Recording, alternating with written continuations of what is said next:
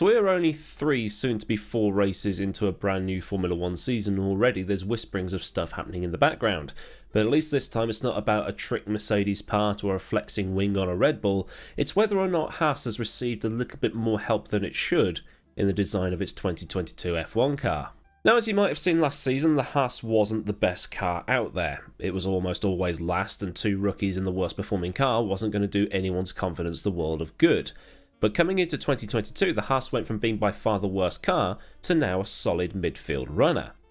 Which, you know, isn't a completely new phenomenon. We saw in 2009 the Honda, well, Brawn, went from second worst on the grid to the fastest on the grid as it took advantage in a massive hole in the rulebook regarding the diffusers.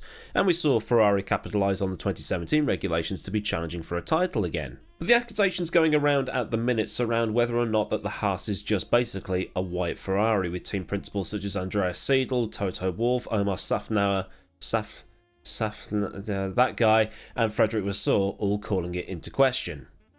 Now, if you followed the sport for a few years, you'll know that the budget caps have come in, so teams aren't able to lob cash at a problem to make it go away anymore.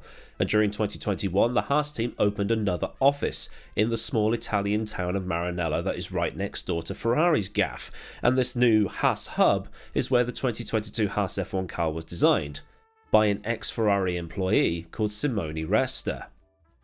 And this in itself isn't illegal, because back in the 90s and maybe into the early 2000s, John Barnard worked out of a rented office in London for Ferrari to design the cars. So it's basically a similar thing to what happened there. Haas is just renting office space from Ferrari, but the question begins as to whether or not Ferrari built those offices for Haas.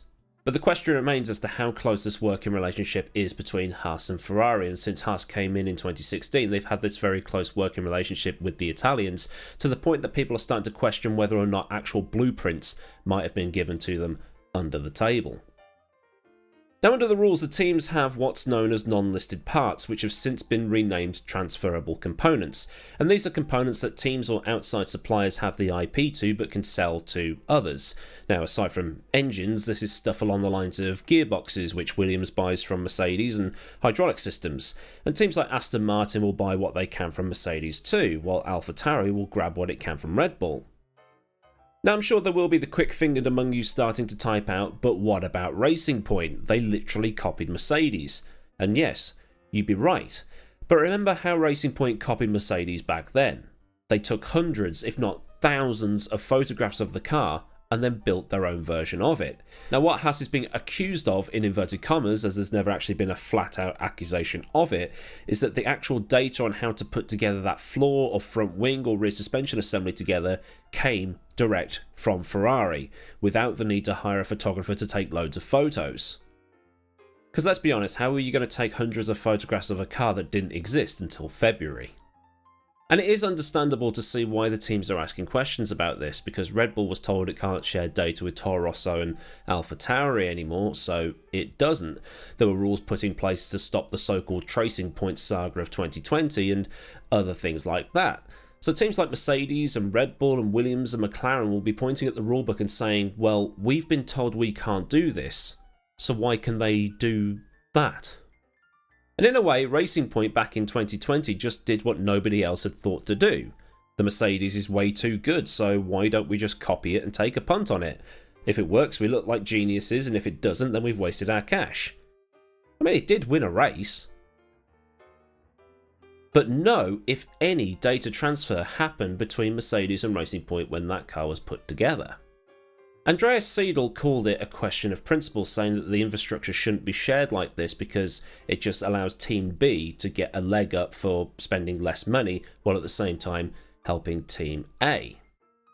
But then you've got Gunther Steiner, the absolute banter lord himself, calling it absolute nonsense, saying that the whole system is separate from Ferrari and no Ferrari employees ever enter the Haas facility.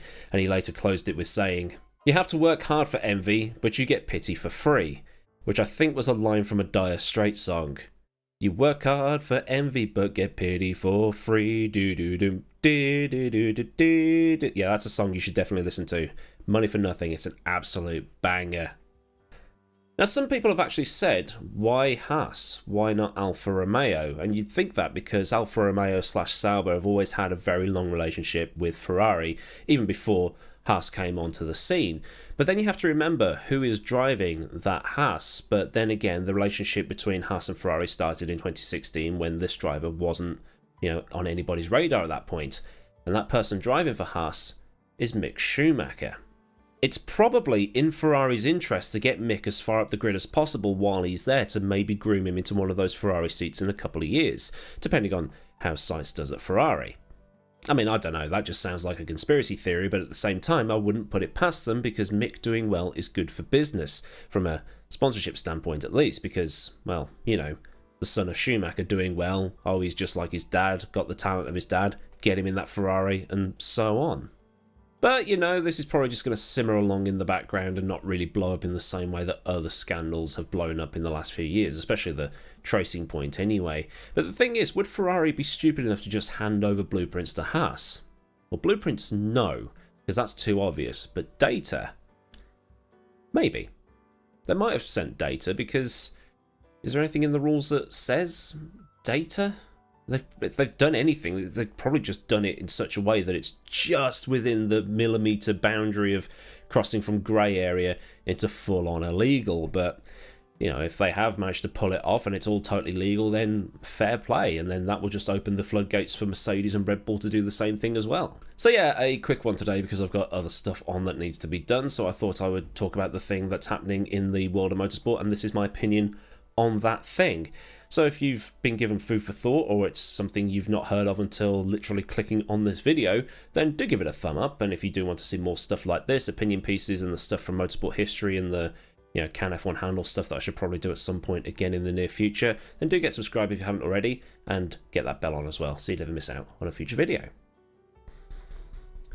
Big up to the Patreon Massive, who are all on your screen right now, and if you do want to help contribute to the Image Licensing Fund, then you can do so by following the link down in the description, where there'll also be links to Discord and also to my socials. So until next time, I've been AdmiralLaWind. Have a great day wherever you live in the world, and I'll see you all again on Monday for another video, or Sunday if you're into the whole live streaming thing. It's Potato Nation Day, and it will be the 7th round of the season from Suzuka. So on Sunday or Monday, I'll see you all again soon. Goodbye.